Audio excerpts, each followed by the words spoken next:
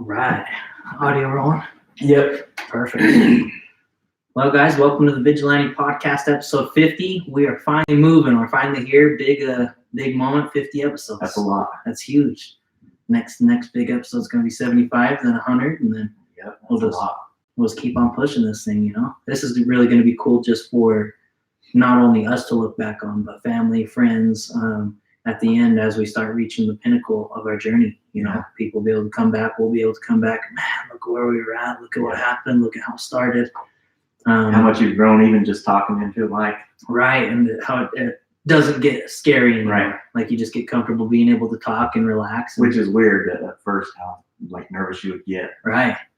It's almost like that public speaking, like, baby. But you don't see anyone in front of you. Right. I think it's honestly comes down to that fear that everybody has of just being judged, like not fitting in or being made fun of, you know, and things like that. But you got to put yourself out there to get different results. Excuse me. But this episode's going to be cool. We're going to have a few different excerpts, and we're going to have a few different people's story on here to where we're expressing something challenging that we went through, how we went through that challenge, how it affected us, and then how we bounced back from that challenge. So I brought together most of the people from the juicery. If you're watching the live stream on YouTube right now, this will just be the part one. This will be coming out Tuesday, I believe it's the 22nd, October 22nd. So if you're hearing this, it's the 22nd. And just different people's takes, because we have all kinds of different personalities on our team. So I just wanted to be able to have the regular listener listen and see who they can relate to most. And so I appreciate you helping me out with this idea for this special episode as well, Trail Ninja. But I guess I'm going to start. And I got the Trail Ninja here as always for round one. And then we have Chat Money Vigil here as well. So we're excited to have him on. It's his first podcast. He's been a huge part to really everything in my journey. So just want to say thanks for that as well, Dad. Love you. You bet. Love you. Big things are coming. But one of the biggest obstacles that I ever faced, just for the listener's sake, is I was able to work for Jordan Belfort for a little while.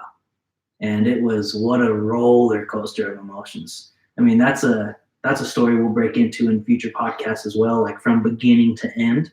But I would tell people who he was if they don't know. Yeah, Jordan Belfort was the Wolf of Wall Street. If you guys have ever seen that, Leonardo DiCaprio played him on the big screen. And man, Leo did such a good job. It's crazy. It really is. Like he studied him. It was a beautiful work of acting. Wow.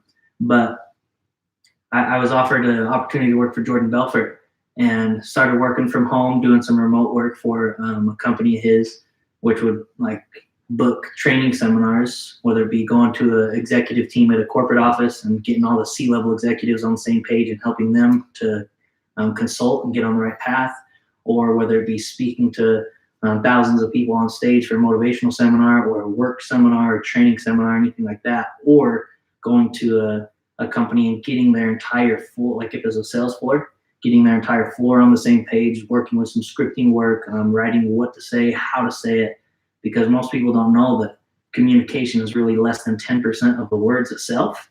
A lot of it's tonality and body language. And over the phone, if you don't have body language, you got to have the tonality. But the body language controls the tonality. So you'll have little cues that your own body does when you're talking in a certain way. Like when you're mad, your body's going to express itself in a certain way, or when you're laughing your ass off, you know, etc. It's going to be different as well. So you got to be able to start keying in on what is my body doing, so you can trigger those tonalities over the phone or in person, or you can start really controlling how you communicate, which is beautiful. But I start working for him, offers me a position to go out to California. So go out to California, and this was a new project they were working on where, you know, I'll break into a lot of the details in the future podcast, but they're working on a new project where they sent me all around LA, all around Southern California to gather contractors' information, put it into a spreadsheet. So I'm driving around every street, putting 12 to 14-hour days, just driving every single day. Then that goes home, and then it's inputting stuff on the computer, studying, getting my mind right, getting ready for the next day. So I'm just doing this for months. I was offered a certain amount of money to go out there. So I packed up my whole car, everything, boom, drive down to LA, and I'm like, I'm here. I'm gonna do it. I'm making it happen. The office that I went to almost every single day was right off of Rodeo Drive. So you're in the heart of Beverly Hills. You're seeing the Bugattis, the Rolls Royces, the Porsches, the Lamborghinis, the Ferraris, just seeing it all day, just boom, boom, boom, driving past you. It's like, these are just people. It just blew my mind. Like I had to see all the wealth to be able to understand, like, oh man, they're just people. And be able to put myself, because we put people in a movie or we put people that have a different dollar figure in their bank account on a pedestal. And so I was able to see that and be like, man, I can do this. I can be just like these guys. They just think a little bit differently to get the results they want. So I'm driving around every single street, making it happen. And I had a buddy out there who was living with me, and that's a story to be told later as well, because we only have these short excerpt times. But he ended up living with me for a while. And I'm thinking, okay, this money's about to start coming in. I'm going to make it happen. And I'm tasting it. This was tough for me because I'm tasting the glory, right? It's like right in front of me, all these big dogs, all these multimillionaires, and even bigger, and living in Beverly Hills, living in LA, living in Southern California. And I'm starting to see how these people operate. So I'm like right here. Just like I can taste it, I can feel it, smell it. All my senses are involved. And some things, I wasn't getting the money that I was promised. And so I was confused at what was going on. Short comes to short, I didn't end up getting paid from that project. I was getting paid from the remote work I was doing for the company, the Jordan specific company, not on the project he offered me. But I was getting paid from closing those deals, but no longer what I was offered to jump out there. So I ended up getting into it with him, and basically that was a wrap. Cut things off after that, and we'll go deep into that story on another podcast for sure. But that's like a cliffhanger, and everyone's gonna want to know what happened. Right, we got into it. I have all the respect in the world for him. Honestly, I was hurt by the situation. You guys will understand why I didn't understand everything that happened on the back end, but I come home with basically less money than I had, and I borrowed more than I even owned, and it was like everything I was doing to keep afloat, I was still sinking. I was like, what is going on? But I was blessed because his accountant gave me a book called Meditations by Marcus Aurelius. And man, that saved my life in some dark times. Like it put me in a new perspective of thinking. So I come home, we try a business there, a social media business we wanted to start, found out things weren't working there. So I was like, man, I kind of got in a dark zone. I was like, I just got to get out of Utah, get my feet under the ground, go to Vegas, come back. But it really took me seeing like, oh man, these guys can run a business. And after being in, seeing his house, seeing his lifestyle, seeing the workers' lifestyle for the project that I was working on and how they thought, it's like, man, I can do this. And even though I was in such a dark spot, I had so much confidence finally that when I got into it with him, I could say, hey, basically, I wish you the best. Like, oh, it didn't end that way specifically, but I just knew like I could do it by myself. And I knew I didn't. Going into California, basically, I had this thing that's like, well, I need somebody's help to be successful. Maybe I need somebody that knows something more than me. Maybe I need something that somebody that can teach me, a mentor to say the least. And yes, mentors are important to have throughout your life, but you got to develop your own mentor as well. And your mentors might have to be audiobooks from people around the industry that you love. Like you might have to create your own mentor if you don't have one. And I figured out like I could be my own mentor. We live in a day and age where I can do it. We can make it happen. I just lost my ass and more in California. Like it spit me out. Like it's like, what is going on? I was this close to tasting everything, I thought I was going to be making more money than I'd ever made, more money than anybody in the family's ever made. I was this close, and I tasted it. And man, that taste is so bitter after the opportunity's gone. Little did I know, though, it opened up a doorway and a seed of equivalent success to where now we are, again, opening the juicery, opening up a new business of our own, and applying some of the things that I've been able to learn, not only from him, but the whole experience as a whole, and how we want to operate our business moving forward. And like I said, it's crazy because it took me a long time to be able to say I wasn't mad or I wasn't bitter, I wasn't angry. And it's like, I wish him all the success in the world, but at the same time, I know that it's our time too. Yeah. So like I had to go through a dark place of just, oh, I'm right there, just tasting it. It's like salivating. There's a 5-star course meal right in front of you. You're salivating. You put your handkerchief on. You get the fork and the knife. You're ready to break in. Boom, and it's gone. And that was tough for me. That put me in a loop for a second. And honestly, it took a long time. Like I said, I have all the respect in the world for him, but I had to. I was like, man, I ended on this note. You'll never hear from me again. That's what I texted him after we started getting into it and fighting. And after it was at least a year, maybe a year and a half, I started thinking like, I'm just holding on to this bitterness. I'm just holding on to this bitterness. And I never got a reply back. I don't expect one. I don't need one. Don't even know if it's the same number anymore. Yeah. I just texted his number and just said, hey, just want to let you know, I hope you all the best in the world. Like I wish you massive success in what you're doing. And for me to say that, it just took such a big weight. It wasn't even for him. Like it was for me. Like I had such a bitter weight I was holding on to. I felt like I'd got into a negative situation and I didn't understand it. But it's that little thing. You got to trust in whatever you believe in, because there's somewhere you call it vibes, energy, a higher power. Like you got to trust in something because new doors open. And from what I've studied, almost every single person that's gone to a negative, like a failure or a challenge or an obstacle, their success was equivalent to what they've had to go through. And so it's like, I'm excited for what's coming next. That's where it comes down to. You get to choose how you feel. Right. I was broken for a minute. I was. Like, it was weird. But just getting on to that next task, like, okay, we got to do something now. Look at all the stuff we learned. Yeah, I lost in the money bank area, but I won in the time and the experience bank area. So how do we transfer those currencies and invest the time and the experience so we can get the money out while helping people at the same time? And I'm excited to break into that story deep, because that's a whole podcast in itself. I think everyone's excited to hear it. But man, I'm blessed to be where I'm at now. Blessed to be surrounded by the family I am now, and like I'm telling you, books helped me get into a different perspective after I got into a bitter place for a little while.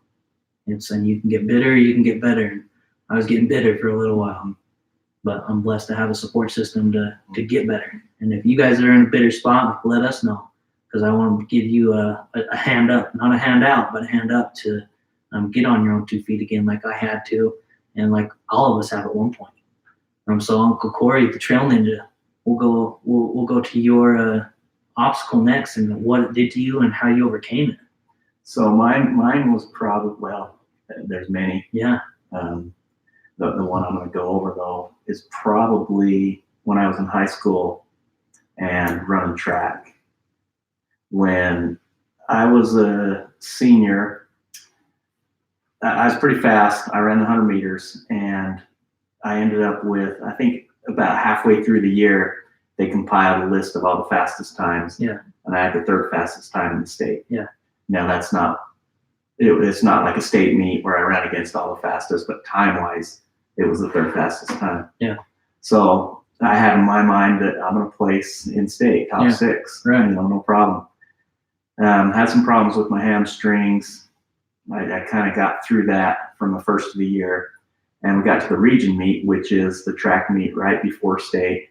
It's basically the qualifying track meet. Yeah. And I ripped my hamstring. I'm flying down the track. I'm in the lead. My hamstring goes. I think I still ended up like 4th in that heat. Yeah. Wow. I think I still qualified for the finals. Yeah. For a region, but I couldn't run because I ripped my hamstring. And so I didn't. You're not talking just like a strain, like it tore. No, it tore. It was. I crawled around the house for 3 days. Wow. After that, didn't go to school. Yeah. I couldn't walk. So it was. Obviously, it was bad.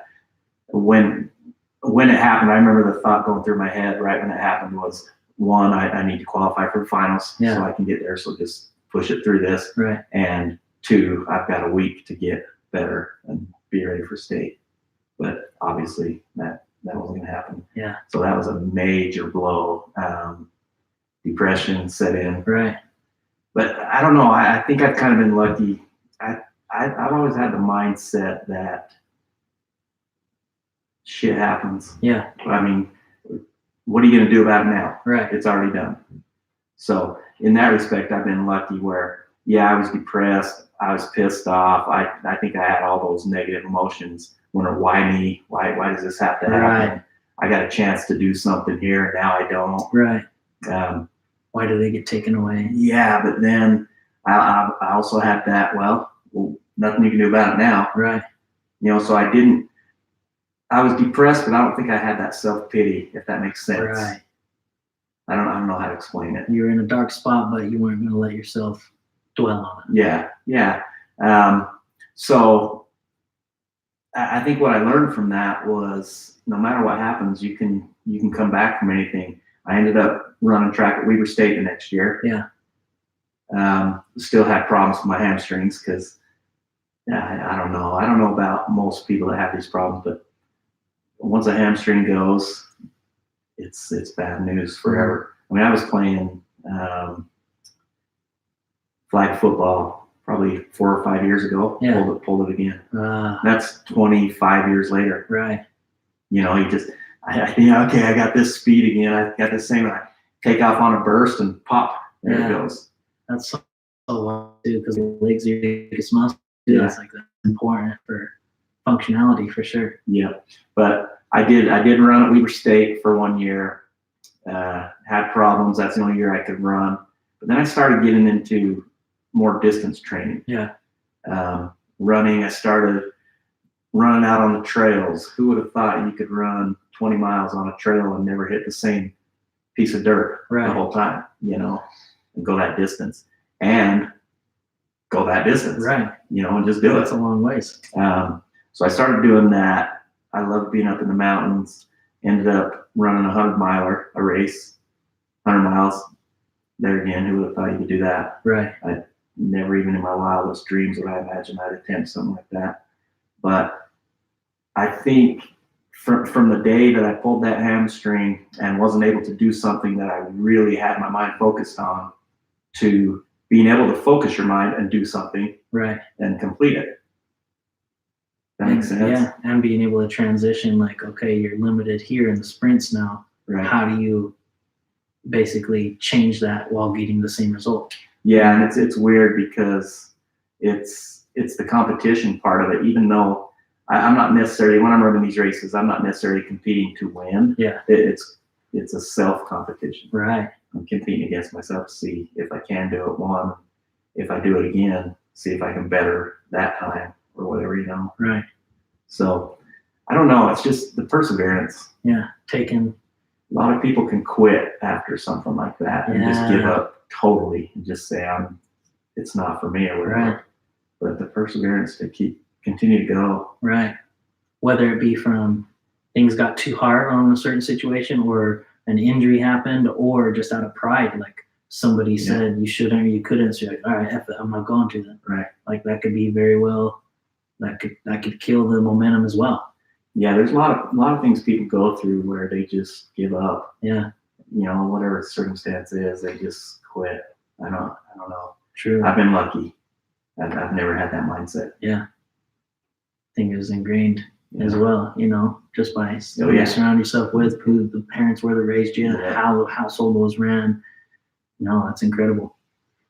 Well, do you have any more on top of that? No, I love it. So switching, basically, you had an obstacle, and switching the obstacles to still get the same result, just being creative with it, from going short distance sprints to long distance cross country, and still continuing your passion for running. Yeah. Just working with what you were given. Yeah. And that's what it's about, working with the tools that we're given and creating new tools out of that. Because life's going to hit hard on everybody in a different way. Yeah, I don't know if you've heard the saying. I bet everyone's pretty much heard it, that things happen for a reason. Yes. I'm still kind of trying to figure out why I pulled my hamstring. Yeah. Why I couldn't run in the state meet, as a senior. But it's brought a lot of good stuff. Right, truly. And there might be kids as well, because I know you coach track as well, that you can educate them in that experience, and that can help them propel further as well. Yeah. Beautiful. Hell yeah. What about you, Pops? Wow, this is crazy to listen to you guys talk, because excuse me, I grew up with Corey. Yeah. And I raised you. Right. And the stories that they're talking about, just like me and Corey, I mean, we didn't give up. I mean, we beat the crap out of each other, and we just kept coming at each other, that adversity. But when you talk about adversity and obstacles and, you know, different things like that, there are people have different obstacles in life, different adversity. I've been fortunate. I mean, who was the individual? Was it Hunter Woodall? Yeah. That come here. I mean, he's missing 2 limbs, you know, Yeah. 2 legs, and the adversity that he's had to go through to get where he's at, being a track star is just amazing to me. Yeah. You know, I think back, could I do that? You know, if I lost both my legs, would I be willing to put the effort and everything that he puts into it and be as dedicated to get to where he is? And it's just weird to think, because everybody has adversity, everybody has obstacles, but it's how you deal with it. Yeah. And I think, well, I'm probably, hopefully, will never have to go through that. I think, you know, I'm thankful for that. But even though I might not ever go through that, I still had my struggles growing up. Yeah. And so I don't know if they're as bad, but I mean, they are to me because they happen to me. Right. And you know, what you had to go through to overcome it. But thinking back, probably one of my biggest obstacles or adversity that I've had to try to overcome is relationships. And I remember it all stemming back to when my parents got divorced. Okay, I was in junior high. And with that being the case, I always had some anger in me, but it just escalated when they got divorced, because my dad was a disciplinarian, and there was nobody there to discipline me when, you know, when they did get divorced. So that anger really affected the relationships that I had growing up. And as you guys are talking, I think about these different situations that have happened. You know, even how it affects my relationship with my wife right now comes or stems from the way I was raised and the things that happened in my life. But it comes down to it. Teague, you said a couple of different things. First of all, the change in your mind. Right. You have to change your mindset if you're going to overcome any obstacle or adversity. And when I say that, it sounds easy. Right. Yeah. Right. It's you know, simple, it's like, but it's you not can easy. just flip a switch and you can change that. So with that being said, I think of, you know, some of the different things that are out there, possibly mental illness and things where people might not be able to change it if they're not in the right mindset. Right. And with that being the case, I found myself judging people. Well, how come you just can't flip that switch and change your attitude or choose to do something different? Yeah. Right. Well, back to the story, with all that anger and how it affected my relationships, it carried on into my 30s, 40s, you know, late 40s. You end up raising your own kids. And with that mindset, you kind of pass those traits on to your kids, and, you know, and they kind of take some of those traits. But probably back in, I can't remember what year, you were a sophomore. That would have been 2010, 2011. 2010, 2011, we made the choice to move from Roy to Syracuse. Right. Well, that was a struggle for everybody. It was a struggle for Teague because now he doesn't have his friends. Well, it was all good and everything until he got to Syracuse, and then he's looking around going, where are my friends? Right. You know, they didn't follow you. Yeah. Yeah. Okay, and so with that struggle, now he's struggling. So that affects me and my wife and our relationship. And we ended up, you know, I'm getting kind of personal here, but we ended up separating. And that was probably one of the biggest struggles or adversities that I've had to try to overcome. Well, what's really weird is I had a good friend that helped me through that. So what I'm saying is, when you're going through these struggles and things like that, you really need help. Yeah. In the sense that if you try to go through it by yourself, because with me, I've had, you know, I have a lot of pride and I have a hard time asking people to help me. Yeah. But those people that really care for you are the ones that are going to be reaching out and continually reaching out to you to see if you need help. Well, I had that with a friend, an individual, but you would think that it come down to something like, oh, Chad, you're right. And, you're doing the right thing and all that, but it was opposite. He was enough of a friend to tell me that I wasn't right. And everything I would tell him on what was going on in our relationship, he would say, you know what, you're wrong. And to have the pride that I had growing up and the anger and things like that, I mean, that's hard to take. It's not what you want to hear. No, it's the last thing you want to hear. Right. It's like, who are you telling me, right? Type of deal. Yeah. But I really was fortunate enough to have somebody who cared enough about me to tell me that. Yeah.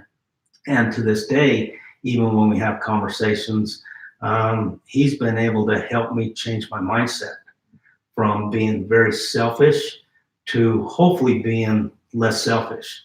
Because instead of thinking about myself and having the depression and then the hard feelings and being angry at people like that, I've been able to change that around.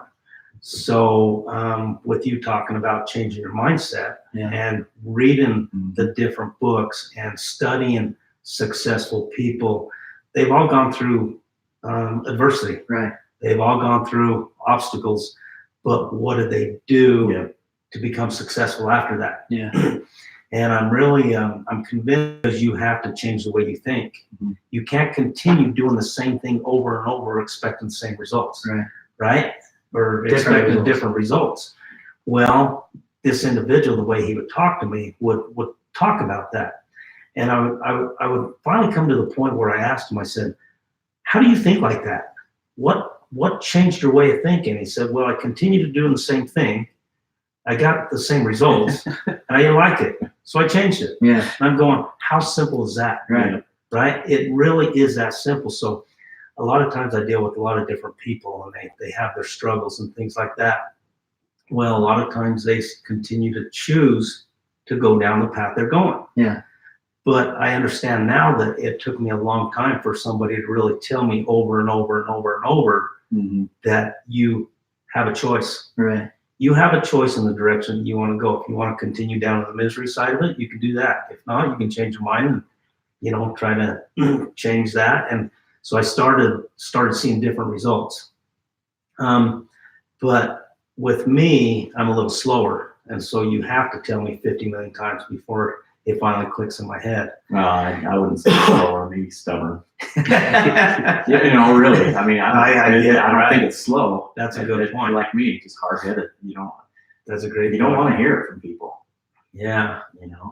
But you really need a support system. If you're struggling out there through adversity or some obstacles and things like that, reach out to people. Yeah. Don't feel like you have to go through that yourself. Right. Because a lot of times it won't change because you might only see a certain perspective. Yeah. And you get clouded with the emotions too. Like emotions can change your sight on a situation for sure. And if you don't have somebody clear that isn't emotionally tied to that situation, it can bring out a lot that you don't want to be brought out of you. Yeah. But you also have to be willing to accept that. Right. Right. And you also have to be able to differentiate between, is he really telling me, or are they really telling me what I need to hear? You have to have that discernment, right, to be able to discern. But that's a problem too, because if you're in that negative situation all the time, you won't see it. Yeah, you might not see it, right. So you continue in it. But anyway, through that adversity, I've had to change my way of thinking. I've had to study different people. And I don't think people realize how important it is to develop your mind at any age. Yeah. I mean, and I'll be honest with you, I really didn't start developing my mind till probably about the age of 45. But I had to see somebody that was going through that, reading the books and things like that, and watching the transformation that had taken place with that individual to see that, oh my gosh, look how amazing this is. This kid hasn't gone to school. I'm talking about Teague. And, he hasn't gone to college and, got his bachelor's or master's, but from when he got out of high school till now, the maturity level and how he's developed, because he reads constantly on people and how they become successful, and his mindset's changed to where it's allowed us and our family to make those changes too, to want to be more successful and move forward. And that's one of the reasons why we've gotten to the point now where we're opening up that juicery, because we know that whatever we do, we can make it successful. Exactly. Instead of wondering if this is going to work. Well, if this doesn't work, something's going to transpire from that that's going to work anyway. So Right. it's a mindset, but I say that, real loosely, but there's other issues out there where people struggle that might not be able to do that. Right. So, look for those people that really care for you, that want to help you, and let them help you when they ask you. Yeah, accept it. Yeah, accept it. Mm-hmm. So yeah, that's the thing with like accepting it. You could tell someone all the time, man, you should read books, you should do this, you should do this. But until they're really ready to, you can't really get mad at them for not. Right. You know what I mean? Like, no. or even disappointed because it took you till you're 45. It'll take people at different times. Sometimes people won't ever do it, and that's okay too. I mean, that's all on them. Truly. And it's people don't know what they don't know. Right. It's like and I learned this actually from Jordan as well in one of his trainings. He was like, so there's 4 stages of learning from, according to Maslow, the hierarchy of needs guy. But basically there's unconscious competence, conscious uncompetence, conscious competence, and then unconscious competence. So basically you don't know what you know is the first stage. A little kid doesn't know they have to tie their shoe. And then after that, it's like they start putting shoes on. They realize, the next stage is they realize they don't know something. Oh shit, put the shoe on, but I don't know how to tie it. And then after that is your conscious competence, where you have to put all your energy into tying your shoe. Don't nobody talk to me. I'm focusing. I'm tying my shoe. Got to go here around the loop through, and then you pull. Then unconscious competence is you just do it without thinking about it. So you got to train yourself in any new aspect, in any new task that you learn, how to get from, first off, you don't even know what you don't know. So be accepting of that. There might be some factors that we don't know yet. Mm-hmm. And then as soon as it comes in, it's like, oh man, I didn't know that.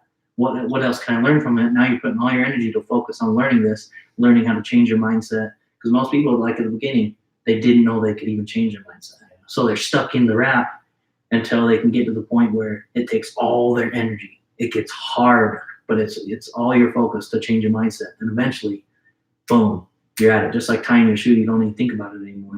You can do the same with mindset. Corey's fully aware of those steps through martial arts that he's taken over the That's years. exactly what I was thinking of when you were saying that. Exactly. Like, I like it. Yeah. I like the, what's the top one? Unconscious. So competence. Unconscious competence. Yeah. It's just in there. You just do it. It's like riding a bike. Yep. Yeah, you do the motion just because you practice it so many times that it just becomes subconscious, and now you can focus on something else because that's spontaneous. Truly. And you're already you'll constantly do that other thing that you had to work on so much that you don't even have to think about it. You're going to do it. Right. And what took you so long and so many hours and so much effort is now just smooth. It's like watching a master in their craft. It's like watching LeBron James, at least in today's age, play basketball. He just smooth. He just fluid. And then people will say, how does he do that? Right. And you can't explain it other than that. Right. Practice. Exactly. You got to do it over and over again. But it's like, I just do it. Yep. My body just moves. It's like dancing. Like a first-time dancer, they're going to look like a robot.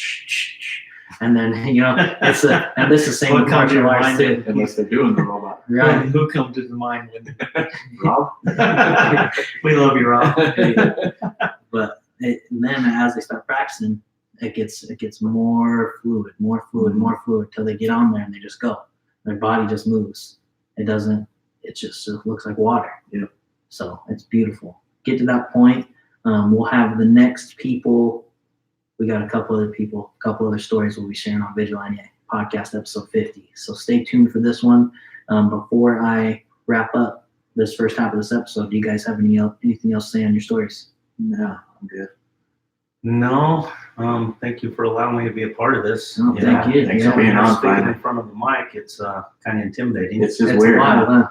You don't know why. I'd rather stand in front of an audience and Right. talk, because that's my trade that I do. But it's different.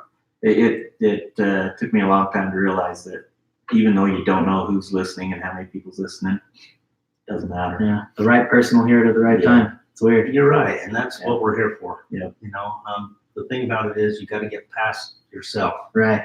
God, I wonder what they're going to think about me. They're going to think I sound stupid, or do they want to, really think I know what I'm talking about? Yeah. And that's the thing. I had an individual tell me that again. He says, it's not about you. You're giving them the information. Right. Why are you worried about what they think about you? Yeah. Yeah, and that helped me too. How they state, just think of your audience in their underwear. No. Yeah. Well, I like to think it is, but I really do hope that this is helping a lot of people. Right. And if we can get some feedback to hear that, Yeah, 'cause truly. that helps. Let us know, whether it be on Instagram, on the YouTube channel, Spotify, iTunes podcast, or Apple Podcasts, Google Play, whatever's easiest for you guys. Let us know. Reach out to us. We're thankful for you guys, and we're excited to continue along this journey. Thanks so much for sharing your guys' stories. And Oh yeah. then we'll be on to the next.